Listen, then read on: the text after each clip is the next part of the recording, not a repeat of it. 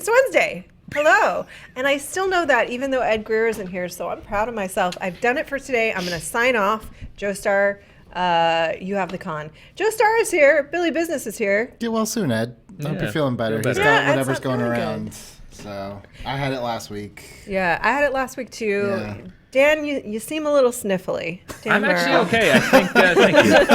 It's more of I've been traveling a lot lately, and I think it's got to do with changing time zones and then getting off my allergy meds, and I feel fine. And the coke habit. The crippling cocaine habit. Yeah. Just ruinous. I'm not worried about that at all. I don't want you getting... We get some of our best ideas from that. That's serving us pretty well. It's everything comes with a price. Yeah. And my soul is the price of the jokes that I provide. It's more your pocketbook and eventually your sanity. Matt Reeves gives us an update on the Batman. This is via /film and THR. Exactly. Oh, the Batman.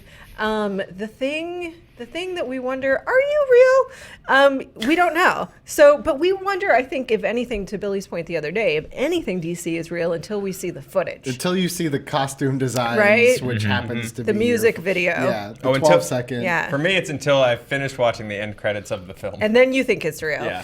I usually think it's real once I get the Twitter music video for it. Then I believe you. Yeah. Okay. I'm at the point now where it's like a kidnapping case where I won't believe that the Batman exists until he holds up today's newspaper in costume and the bat suit. And I'm like, okay, now I get it. All right. But who is he? And we'll get back to that, whoever the Batman is. So here's what Matt Reeves has said about it. It is very much a point of view driven noir Batman tale. I don't know why he has that voice. I like it, He really doesn't have that voice. I think we've heard from him before. He does now, though. That's what Matt Reeves sounds like. Confirmed. It's told very squarely on his shoulders, and I hope it's going to be a story that will be thrilling, but also emotional. It's more Batman in his detective mode than we've seen in the previous films. The comics have a history of that, He's supposed to be the world's greatest detective, after all. And that's not necessarily been a part of what the movies have been previously. Yeah. Are you auditioning for something? In addition to being on the show? Literally always. Downton Abbey movie? Yeah, the Downton Abbey movie. I can act for you. I will write for you. I'll EIC for you. What do you need? I'll host for you. My version of it. What was your thing? Roth gets eaten by a shark or something? Yeah. Shark eats Roth. Shark eats Roth. Right. Keep it strong. So Asylum, and here's what's crazy. Asylum follows me on Twitter, and as much as you were tweeting them, they still haven't hired me to get eaten by a shark. Gotta keep it up, guys. I could get eaten by a shark with a British accent. I could do it with a Southern accent. Ooh, There's all kinds of ways that I can get eaten by a shark. I'm here for you. I'm going to get back to the point, which is this. Matt Reeves previously has talked about this being more sort of a noir tale, and I think a lot of us postulated that this would be finally the Batman detective, world's greatest detective Batman. He seems to be confirming that very squarely, since he said exactly that, which is cool. He also talked a little bit about the rogues gallery. He said there will be a rogues gallery. The casting process will begin shortly. We're starting to put together the battle plan. I'm doing another pass on the script, and we'll begin some long lead stuff to begin developing conceptual things. But I'm going to bring us back to our original question, which is this. Who's the Batman? Like, is it to Batfleck or not to Batfleck? Stumped Commissioner Gordon for years now. Yeah. Who is the Batman? This is the greatest riddle of them all. Yeah. Who is Batman? But how are they? I feel so bad for this guy because he's moving forward in development of a film that does or does not connect to the existing DC universe, does or does not actually have the existing Batman cast in it, does or does not, is or is not impacted by the success of Aquaman, because you got to think they're doubling down in that direction now, and Wonder Woman, and may or may not rest on the fate of the Joker. Dan Murrell, riddle me all of that. He said later on that Warner is not concentrating on this one huge slate of films, that they're concentrating on many films that just need to be good character-driven stories. Good idea. So it's new. That's my take. It's new. I don't envy the next Batman. It's always a tough mantle. The mantle of the Batman is very daunting to anyone. But this will be... I love this take. I'm a huge Batman. Of all of the comic book characters, Batman has been my favorite, is my favorite, has always been my favorite. So to hear him say that it's going to go into the more detective-driven, I would argue that Batman is always kind of noir, but to even lean more heavily into that, I love that take. I hope that that's how the movie ultimately ends out.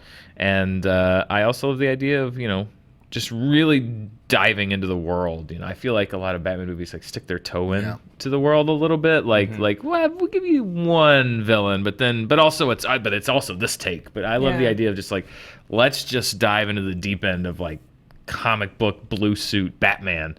And I don't know if the blue suit's a good idea necessarily, but I don't know that it's not, Dan Morrow. but you never know. I don't know. I like this take. I like this idea, and I like the idea of building a Batman universe from scratch. Because they always seem to be, the Nolanverse was from scratch, and then the other ones have been, Burton's was a bit of from scratch at the beginning, and then Schumacher was sort of a mix and match, and I like the idea of just like, let's reinvent it.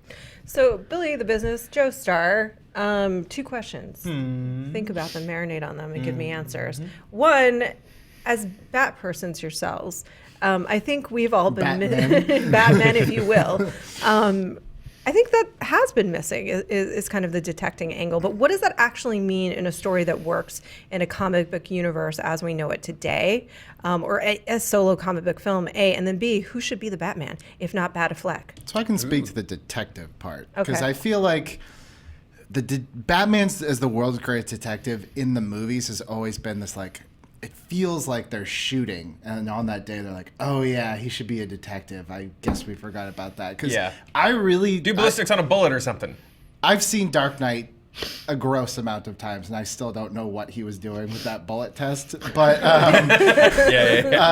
I love Justice League, and I love Batman Forever. And 2 of those are the worst examples. Like, Batman, literally, they're going for this mother box, this ancient alien thing. He's like, what do you think, Alfred? What's in there? Money? It's like, do you think that they really... That's so my favorite line. Money? You're the world's greatest detective? Do you think they came down here for a savings and loan? And then in Batman Forever, when they're sitting around the table, it's the worst scene ever. He's like... Mr. E. Enigma. Mr. Edward Enigma. Like it's fucking Blue's Clues. Like it's the worst scene in that movie. It makes Batman look like the dumbest person alive. So I think you can't sprinkle in him as a detective. Like it's got to be a full-on mystery. I feel like Mask of the Phantasm is probably the closest they got to him like really being a detective, putting the dots together to figure out what it was. And that was a great take for tons and tons of reasons. But yeah, man, if anyone out there, like a scientist, can really explain to me how he pulled the fingerprint off that bullet, I have no idea. You see, he fired a similar bullet into several different walls. And then through the magic of computers... Batman dextering it, like the full blood splatter test. And why wouldn't he? Why wouldn't he? He's a detective. You see how big that cave is? Yeah. It's a massive cave, and in every movie he's used like one corner of the cave. Like you got a whole cave, man. Like there's more than just there's more than just one computer and a car and a parking spot. Like that cave is massive. You can put everything in there. Use the space, explore it. Explore the space. Put the big penny in there. I don't know. Do something. The dinosaur. I like the idea that you just pan around and like one corner of the cave is all of like the blood splatter area that's like really well lit, and then you pan and it's like a bar for when he wants to do cardio butt and all of the above. Just answer me this, Batfleck, where are we? Sorry, that was my Gorshin. That was like Tigger. It did sound more like Tigger than Gorshin. What was Gorshin's Riddler laugh? It was similar, but not quite. But not cartoony. Specifically from Pooh Corner. Yeah. What was the question? I believe that we were talking about who should play Batman. You can answer that, or you can pitch me how you do a neo-noir detective Batman movie that makes sense in the current iteration. I'll do it all. Thank you. That's why we love you. So I think... apparently you guys love him more than me, too. No. That was the pettiest thing I've said in the last 5 minutes. No, you've said pettier. Not in the last 5 minutes. But in the last 10. Go ahead. No, charting with Dan is a waterfall of Where's Roth. And rightfully so, because she is our captain. I really love the idea of doing a noir with him, and I want it to be more than just bullet ballistics, or we demodulated someone's voice and figured out who it was. I want them to go like full on Agatha Christie whodunit. And I think the way you do it is the thing I do like about the new Batman is that they just picked up. He's been doing it for a few years, so that gives you his rogues gallery is just there. You don't have to spend any time or bandwidth going, okay, well, here's how the Riddler came to be, and here's the Scarecrows. Like, they're all just there. They all exist, which I really love. You can just jump right in. I think Spider-Verse and even Spider-Man Homecoming and all those things have now just said, okay, everybody gets it. You don't need origins. Boom, you're in. Jump in. Can I ascend you? Yes. What if the riddle he was solving is who killed the Joker? You know what? I think that'd be awesome. Go straight up murder on the Orient Express with an Arkham Asylum transport. Joker gets murdered? ? And he's just it's just Batman on a weird crime train trying to figure out which one of his villains did it. And why and what it means. Yeah, I think that could be really, really cool. He can still punch someone. But yeah, I think him just straight up trying to solve an actual huge mystery unfolding around him would be really cool. Something a la like Hush or the Long Halloween. Calendar Man. Yeah. As for who plays him now, I do want to stick with the slightly older, has been doing it a while. Batman. Colin Farrell, I think, would look cool under the cowl. And I think with the noir take, it's going to rely a lot more on just. I like Colin Farrell. Yeah, just in general. I think he deserves a bat pass after being dumped for Depp, and I just said a Scoops McGee sentence. Yeah, Colin Farrell dumped for Depp in the Harry Potter spinoff. I like all of that, Joe. I think all Oscar of that is Isaac great. would be good.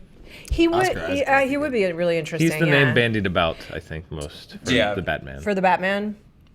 Especially for I'd watch a blue suit noir detective Oscar Isaac Batman. I think that'd be cool as hell, honestly. I like the idea that he has to find the killer of his greatest enemy, but he's got also like this emotional connection with it's the other side of his coin, and what does that mean for him as like a human being? Yeah. Like if there is no Joker, who is Batman? Yeah, trying to deal with that. You while killed at the same my time boyfriend, I think is what he's trying to say. Exactly. Yeah. They've kissed. Dan Murrow. Canon, yes. Do you want to add on, give me. other suggestions for the Batman, or do you think it should be Ben Affleck still? I mean, You're making the decisions here. I liked Ben Affleck's Batman, particularly in Batman v Superman. But given the direction that Warner is going and trying to establish these franchises on their own, I don't think that's the right. Because if it's Ben Affleck, then you already live in a world of Gotham is across the bay from Metropolis, and then where's Superman, and then and he's already in the Justice League, and I think you put constraints on it where if Warner is sort of saying like we're gonna kind of push the shared universe out a little bit, halfway to sea. I mean, they're still gonna make Aquaman movies, they're still gonna make Wonder Woman movies, and of course, who knows about the Flash? I hope they make the Flash movie, Yeah. but the idea of like not everything is tied to this, I think. Build this own, and again, they're gonna have multiple Jokers now, and if they're going into a multiverse thing, then let's have a Batman series over here, and Spider-Verse just proved you can do that. There's a Spider-Man over here, and there's a Spider-Man over here. And there's a Venom over there. There's a Venom over there, way And they over there. we can track it all. So Yeah. it's interesting to think about this Joaquin Phoenix Joker movie also existing completely separately, potentially from this Batman movie. It's unclear whether that's true or not. We don't know. What do we think of that? Is that too many fragmented universi? No, I think, you know what? Before the MCU went and ruined everything, all of our superhero they were all standalone, and you sat around and you went, wouldn't it be neat if Michael Keaton and Christopher Reeves teamed up? But I was perfectly content to just have separate Superman movies and Batman movies, and then there's a Blade movie over there, and there's a Tobey Maguire Spider-Man over here, and there's a fantastic 1990s Captain America movie floating around on its own, and I'm okay with that. I don't need all this stuff to connect. I don't need the MCU stuff to just keep connecting now.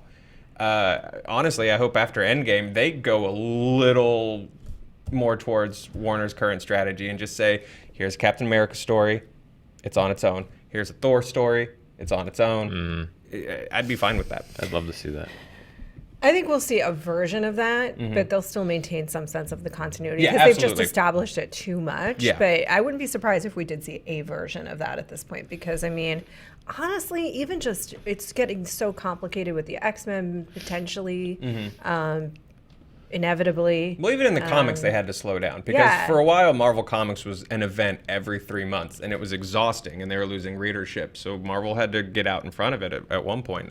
And honestly, I haven't followed the comics enough to even know if they followed through with this. But they were kind of like, everybody's kind of on their own for a little bit, and then we'll build to something maybe like once a year.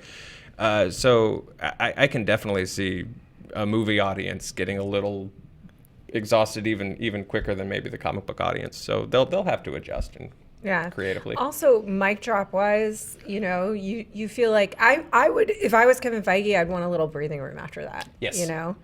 Just to like let it marinate. If you look at it as a whole story, Yeah. if we always look at it as a TV series, Yeah. and now you'd want a couple of standalones and a few you need to bottle episodes after Avengers Endgame. Yeah, you need a little breathing room rather than going right into like here's the 20 movie lead up to the next big event. All right, I think we saw Batman I think we did. officially. Like Billy, By wouldn't ending you it say? with Avengers. Yeah, Solved. inevitably. I just think on that, like that whole continuity thing, I think people, I can't speak for everyone, but I think everyone's just craving a great Batman movie. It doesn't need to be anything other than great. However they fit it into their storylines, continuity, whatever. As long as it's a great movie, no one's going to care. Fair enough. And so I think that what we're saying to you, Warner Brothers, is this. Tell them in your Matt Reeves voice. Deliver greatness, nothing less than that, and have it be so great and so universally beloved that every single person on the planet will agree that it's great, and then you're fine. Yeah. I think that's that's Seems that's easy. it. Yeah. Cinchy. Star Wars does it every year. What are you talking about? No worries. The Rock. Speaking of, this is interesting. So we were tracking the drama around Furious 9 for a period of time. This is via the playlist. The Rock apparently is not going to be in it. What? After all that. And probably no Jason Statham? Oh my goodness. The plan has always been for the Fast and the Furious universe to grow and expand. As of now, we're not in Fast 9 because they're getting ready and to start shooting, says The Rock. Continuing on to say, but who knows? With Fast 10 and down the road when they fire tires, you never know. Because look, at the end of the day, the truth is there's unfinished business between Hobbs and Dom. Is there? There's unfinished business between The Rock and Vin Vin Diesel. Diesel. That's the brilliance of the Fast and Furious franchise. This is wrestling. This It is Yeah. This wrestling. is purely He's so smart. Everyone knows that they mean. I mean, between. by the way, literally, he's got a photographic memory. He's a really smart guy. Go ahead. Yeah. Sorry. No, I think obviously they're doing their own thing and it's sort of creating artificial drama in order to sort of keep the franchise fresh and I don't think it's marketing it. artificial. Oh no, sorry. Like I really think it's real. No, I think it's absolutely real too. But specifically, the decision to pull out and focus on their spinoff. Yeah. Like, I think the reasons are real, but then also they're in putting on their business hat. They're like, oh, this will definitely also keep people talking. Yeah. Beef feeds the world. Right. It does, Joe. I think you're right, and that's why we're growing in caves now. But did you know about that? What? There's like this weird way it doesn't matter. We're going to talk about science around beef later, but for now, I want to talk about the beef who is The Rock and the beef he's got with Vin and how that's all going to play out. Will you please make sure to take a note that we talk about the beef thing because I'm very curious. It's in the description. Yeah. Click here, time codes for beef. For beef. Beef talk. Be a bonus video maybe after we're done. There's actual beef. they're trying to grow basically genetically engineer beef so that it's like the meat itself is growing but it's unattached to a cow. I think they had that at CES this Yeah, year. they did. Yeah, it was weird. And the reason behind it is because cows obviously are a part of environmental issues, so they're trying to like grow beef in a jar. Cool. But let's talk about All this I want is beef. Wesley Snipes to walk into that beef center and just be like, Vampire Fun Solution. That would be amazing. Beef. That's what's for dinner, motherfucker. Oh my god. And that's beef beef. That's artificial beef in your commercial. I You're like it. welcome. The Big And then it's Lebowski just- Stella one. And then it's just, Wesley Snipes. and then it's just sitting there growing in a jar as, okay. You do a shockingly good Wesley Snipes You do. Blade. I didn't know until just now. Yeah. Leap of faith. Yeah. I like the metaphorical beef, but here's why. I do think it's going to be interesting to see if Hobbs and Shaw blows up in a bigger way than this movie does, Furious 9, without him. Do they just completely redirect the franchise to have it be like Furious Hobbs, Fast Shaw? Like, Furious Hobbs and Fast Shaw. I I don't mean, think it will though. but looking at Fate of the Furious, we've seen what Fast and Furious movies are without The Rock. They're overly complicated, way too serious, a little dull, kind of soapy. And then The Rock came in, gave him a Super shot, and they fun. became huge global hits. And now Yeah. they're going to go back to Vin Diesel does not take this franchise less seriously than he did 10 years ago. He takes it way more seriously than he did 10 years ago. And what and he The doesn't Rock have Triple X. yeah, I mean, Triple X was. Yeah, I think they're doing another one because it did well in China. But The Rock and Jason Statham were the counterbalance to that. There was like Vin Diesel got to do his serious scenes where Charlize Theron pointed a gun at a child on a plane. Sure. And then The Rock and Jason Statham would fight each other in a jail cell, But and it that's why the all movie didn't balanced work. out. It didn't work. As a fan. But now you're gonna get Why are you all. saying no? Wait a minute. When it came No. out, all you told me was like how I was a stick in the mud for not liking it, and now it doesn't work. No. I said at the time. I said at the time, I said what I'm saying now, which was that the scenes that worked for me and the moments that worked for me, go check the tape, go watch our review. The moments that worked for me were like, yeah, Ferrari on ice, good. Submarine coming out of said ice, better. That's the movie I want to see. Like Charlize Theron being the most joyless villain in Ever. a Fast and the Furious Yeah. movie Yeah. ever poured me to tears. I That's- hated that That's part my of it. fear, though, is like what they're gonna do is they're gonna like You're just they're gonna gonna get that. bisect the franchise, and all the fun stuff is gonna go to Hobbs and Shaw, and then we're gonna be left with a Fast and the Furious movie that's just a Just slog. Vin trying to Just win an Vin trying to Oscar. win Best Picture, which is never gonna happen for anyone involved in that movie except for like sound and effects and Yeah. stuff. But it's like that's the risk that you run. Yeah. And plus just the marketing thing. Like one of the reasons that the Fast and the Furious is a massive global franchise is The Rock. All right, let me present these two additive aspects of this equation. Scotty's point, by the way. Come on. What Hobbs and Shaw also has is the most interesting villain that they introduced in that movie. Not Charlize Theron. Helen Mirren was amazing. She was so good. Yep. Then, so Hobbs and Shaw has her. But what Furious 9 has that Hobbs and Shaw to date does not have is one Kurt Russell, ladies and gentlemen. Family. That's fair. Do the math. And family. To And me, Coronas. To me, Hobbs and Shaw is going to serve the same purpose that Tokyo Drift did. Come with me.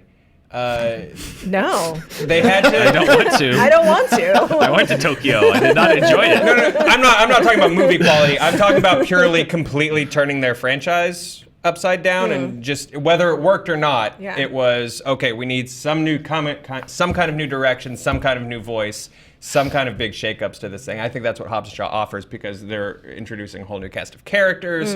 Roman Reigns is coming in to play The Rock's brother. So they're introducing all of this new blood, and I think if the franchise is going to continue, they're going to have to continue to do weird little moves like that, things that have nothing to do with the main sort of line of the franchise, which is what Hobbs and Shaw is, which is what, for better or worse, Tokyo Drift was, to sort of keep feeding new blood into the main story. Because even if Tokyo Drift was a weird movie that like didn't pay off, but elements from it then fed into the main line. Jason Statham was introduced sort of in a backdoor pilot sort of way via Tokyo Drift.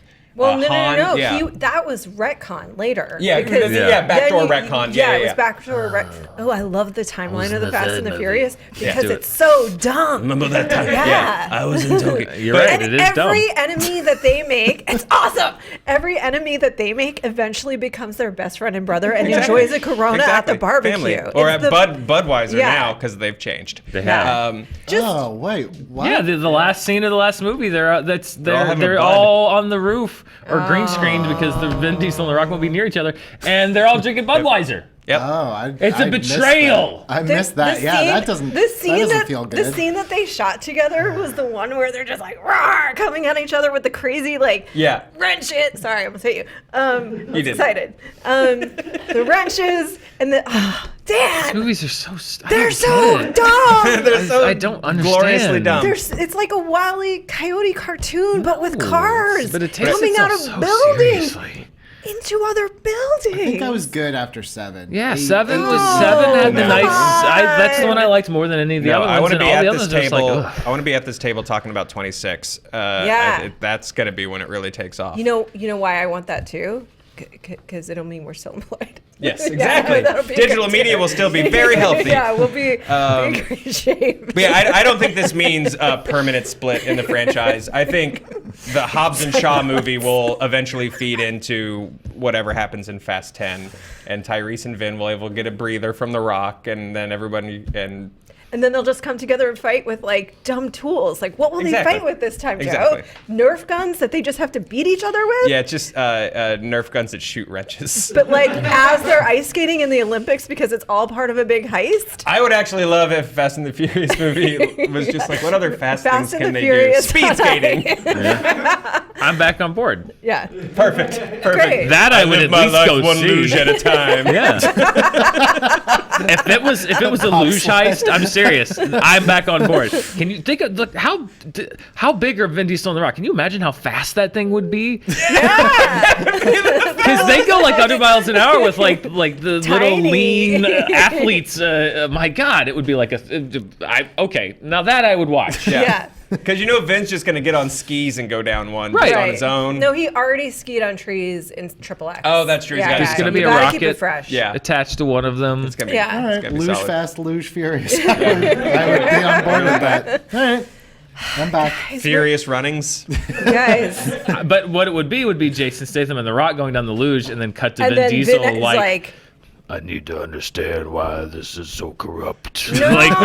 No, stop it. Go get on the luge, Vin. You Get have, on the luge. you have to bring the Vin, what he's trying to do with XXX, back into the Fast and the Furious, where XXX was just what dumb thing can I ride on inappropriately. But I don't think he will, though. I think he'll always just be like, this ice is like the coldness in my heart since Letty left. No, Yeah. he's got to marry the two things together because all of XXX needs is like, to. I'm on a BMX bike in the waves for no reason. I'm literally skiing down trees, no reason. We don't need the reason. He needs to reveal that So Dom the luge Toretto has to has be been somewhere. Xander Cage all Just rip along, off, and like, that's yeah. it. That's wipe it. some And now makeup he's off his neck. he's just XXX, and Yep. and that's it. They're Yeah. together. Boom. But done. my thing is this: if you're gonna luge down a pyramid. If you're That's gonna how luge, you know what I mean. okay. luge down this. If you're gonna Either luge, win big or luge big. down- No time for losers. We're giving it away right now. We right, need to. guys. We're talking ourselves out of Guys, Play it fast hundreds and of loose. dollars. I'm gonna need to use that segue because it's actually That's yours. Go for it. perfect. Yep, Perfect segue. And I also just want to say, I really want to say, we're doing some great work today. You know what I mean? We're doing some great, the Lord's great work. concepting work here for you, Hollywood, because we care. No, you're checking the clock. Dan's like, I did a little time check. I was just curious. I'm not bored. I was just like, I was 40 curious minutes, it's how not long it necessarily was. good, How long so, we've yeah. been doing it. Yeah. I've got something I have something at 12:30, and I was just kind of When just have we I was ever curious. gone a little 90 curious. minutes on an SJU? I don't know, but yeah, I was just curious. we can test it if you I want, mean, Billy. people would love it. I don't know that I mean, they I would. won't stay for the whole thing. Yeah. But We could just rotate in We and got out. things to write, but All right, No Time for Losers brings us to what Billy is describing as the Bohemian Rhapsody of Beatles movies. Billy, I'm going to just hand this over to you because your passion and enthusiasm All right, and kids. disdain is... let's talk about this. Let's do it. So Peter Jackson, guess he's doing that World War I documentary. Everyone's They shall not raving grow about old. it. He wants to do the same thing with the Beatles during the recording of Let It Be. So for all you kids out there, the Beatles, they decided they didn't know what they were going to do after the White Album. They said, let's make a documentary of us making a new album. Well, it turned out that was just during a time where none of them were happy. all started infighting with each other. This is when Yoko started coming around. Just bad times. But the movie came out, and instead of like this documentary about a band making an album, it kind of became a documentary about a band breaking up. So a couple years back, this was around 95, 96, the Beatles anthology comes out. Beatles Renaissance, everyone's excited. They're going to re-release that documentary, and Paul and Ringo, the surviving Beatles, said, it's not good for our brand. Let's not put out a DVD of this. We don't need to rehash that. It's just not good for us. So now Peter Jackson's coming and saying, no, I've looked at all 55 plus hours of that tape. I'm going to do my own documentary. And guys, the myth is wrong. Like, this is actually a very creative, happy time, and all these like fighting and all these stories. Like, it's just not true. I was like, okay, that's interesting. And then I saw it is approved by Paul, Ringo, and the spouses of the two dead Beatles. Yeah. And I was like, Bohemian Rhapsody. This is the band trying to rewrite their history because they don't want it out there that they just didn't like each other during this period of time. They brought it like to the point where this had never been done before. They brought in another musician to play with them just so everyone would be on their best behavior when Billy Preston came in and wouldn't see how much they were bitching at each other. But go on YouTube, you'll find the original documentary, and you can see like George and Paul getting snippy with each other. Reenact Oh, the yeah. one that you did in Paul- the car.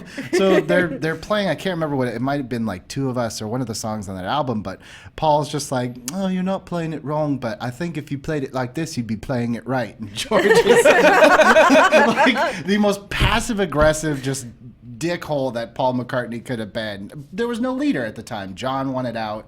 George didn't care. Ringo's just there for the ride. And George is like, I'll Also, play he's it. just Ringo. Yeah, he's just like, I want a song on this album. I'm the luckiest I man want who's to ever play it in lived. Octopus's Garden. Yeah. But George is just like, I'll play it this way. I'll play it whatever way you want. Just tell me what you want me to play. I'll just play it. Like, he's just like, they're just sniping at each other. Meanwhile, Yoko literally is laying in a bed that they brought into the studio. Like, it is just the worst, most miserable. John wants to be anywhere but there.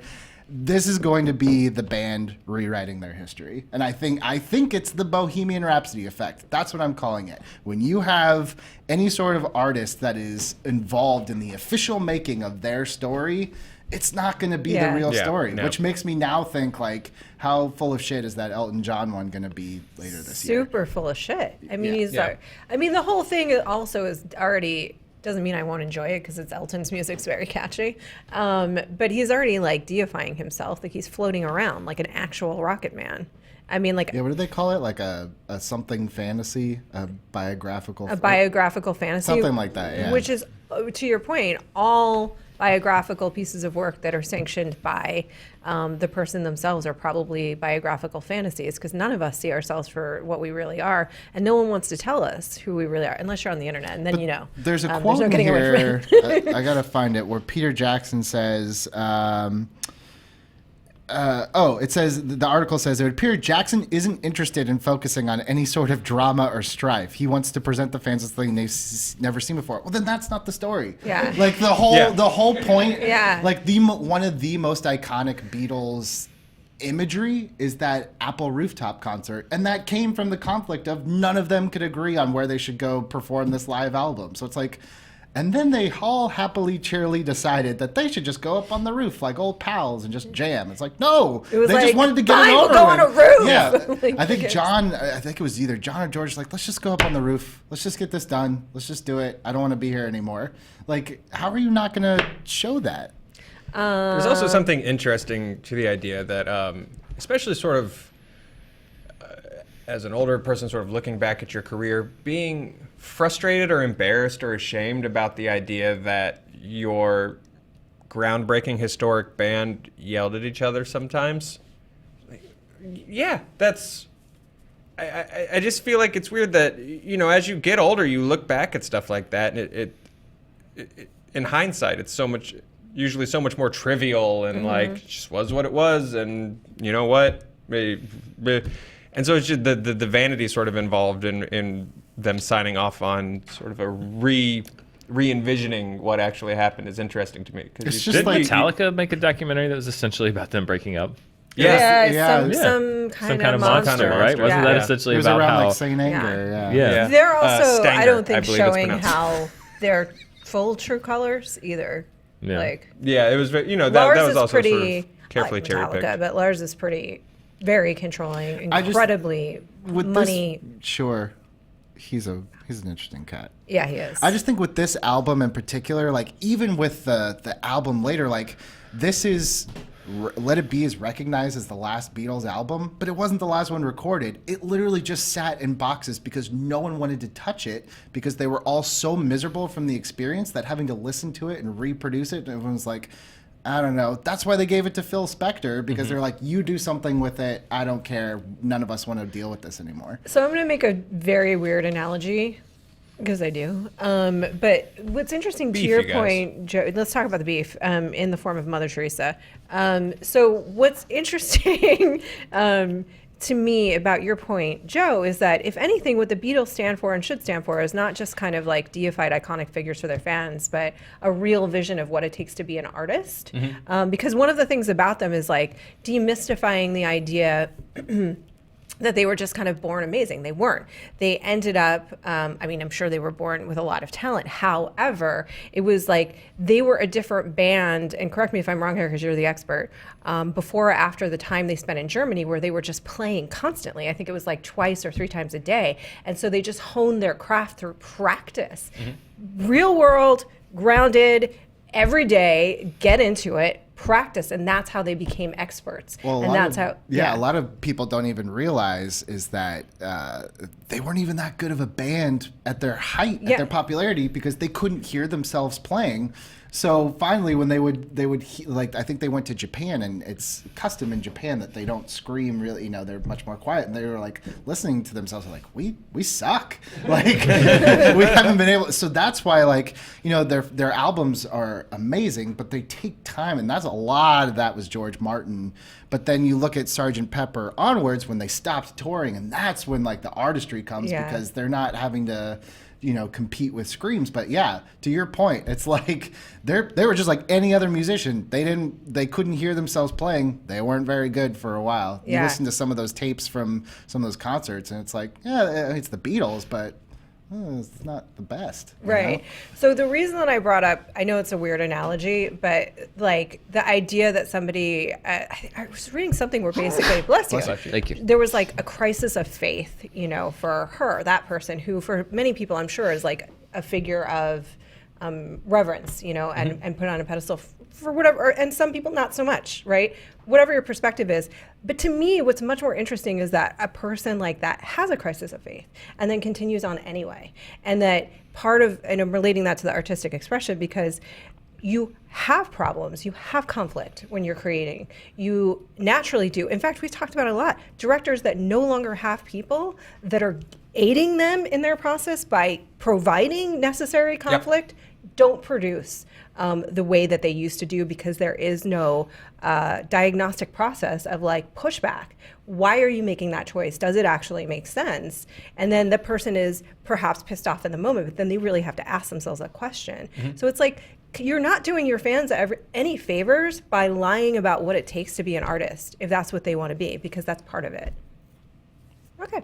Yeah, no, well said. We solved the Beatles, Batman, and I think Vin Diesel.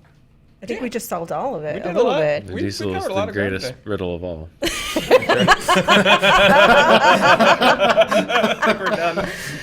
We're done. That's it. That's the show. Vin Diesel is the greatest riddle of all. Lose you later. I'm sorry. That was terrible.